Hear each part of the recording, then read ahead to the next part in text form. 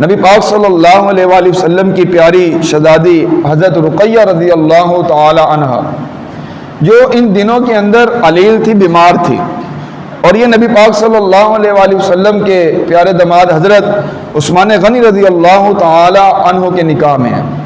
پہلا نکاح حضرت عثمان غنی رضی اللہ تعالی عنہ کا حضرت رقیہ رضی اللہ تعالی عنہ سے ہوا۔ نبی پاک صلی اللہ علیہ وآلہ وسلم تمام اصحاب کے ساتھ غزوہ بدر میں شرکت کرنے کے لیے آپ صلی اللہ علیہ وآلہ وسلم تشریف لے کر جا رہے ہیں۔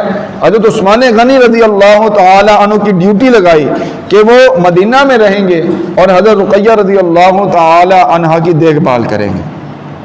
نبی پاک صلی اللہ علیہ وآلہ وسلم غزوہ بدر میں چلے گئے، تشریف لے گئے، اور پیچھے آپ کی جو بیٹی حضرت رقیہ رضی اللہ تعالی عنہ یہ علیل تھی۔ جس دن فتح نصیب ہوئی اسی دن آپ کی جو روح ہے اس دنیا فانی سے رخصت ہو گئی۔ حضرت رقیہ رضی اللہ تعالی عنہ وہ عظیم ہستی ہیں جنہوں نے دین اسلام کے لیے 3 مرتبہ ہجرت کی۔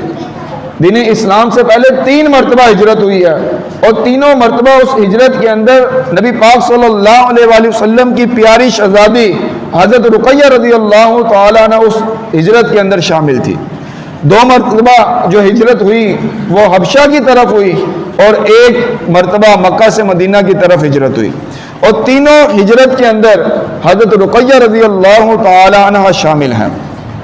حضرت لوط، حضرت ابراہیم علیہ السلام کے بعد جنہوں نے اپنی اہلیہ کے ساتھ، اپنے گھر والوں کے ساتھ ہجرت کی، نبی پاک صلی اللہ علیہ وآلہ وسلم نے ارشاد فرمایا وہ حضرت عثمان غنی رضی اللہ تعالیٰ عنہ کی ذات ہے، کہ حضرت لوط اور حضرت ابراہیم علیہ السلام کے بعد جنہوں نے اپنی فیملی کے ساتھ ہجرت کی وہ حضرت عثمان غنی رضی اللہ تعالیٰ عنہ کی ذات ہے۔ اور حضرت رقیہ رضی اللہ تعالی عنہ کے انتقال کے بعد نبی پاک صلی اللہ علیہ وآلہ وسلم کی دوسری شہزادی حضرت ام کلثوم رضی اللہ تعالی عنہ نبی پاک صلی اللہ علیہ وآلہ وسلم کے داماد حضرت عثمان غنی رضی اللہ تعالی عنہ کے نکاح میں آئی۔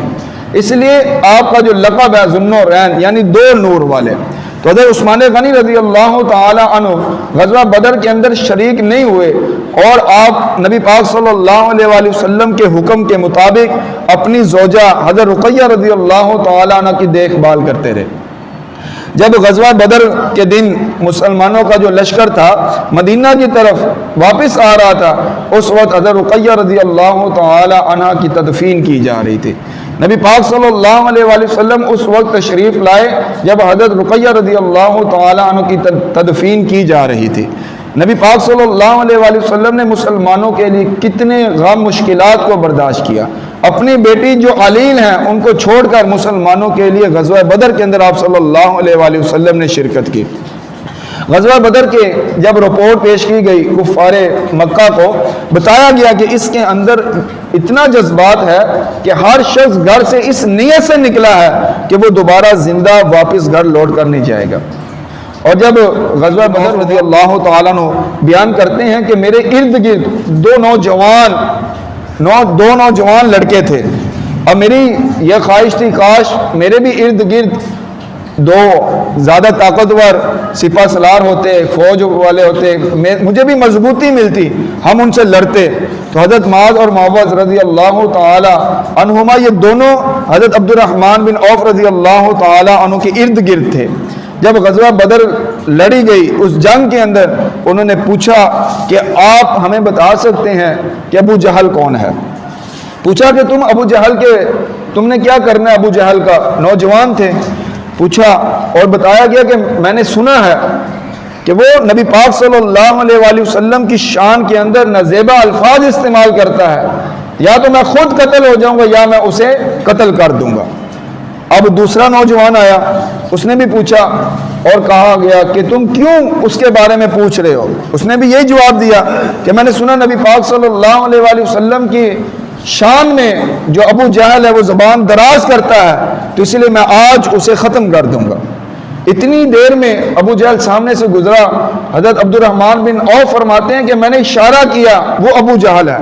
اب وہ دونوں نوجوان اس کی طرف لپکے اور اس پر حملہ کیا اور اس کو واصل جہنم کر دیا۔ نبی پاک صلی اللہ علیہ وآلہ وسلم کی بارگاہ کے اندر دونوں شہزادے آپ صلی اللہ علیہ وآلہ وسلم کی بارگاہ کے اندر حاضر ہوئے اور پوچھا گیا کہ کس نے ابو جہل کو قتل کیا؟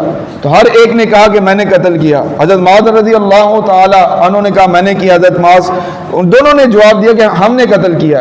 تو نبی پاک صلی اللہ علیہ وآلہ وسلم نے دونوں کی تلواروں کو دیکھا اور آپ صلی اللہ علیہ وآلہ وسلم نے ارشاد فرمایا ہاں تم دونوں نے قتل کیا۔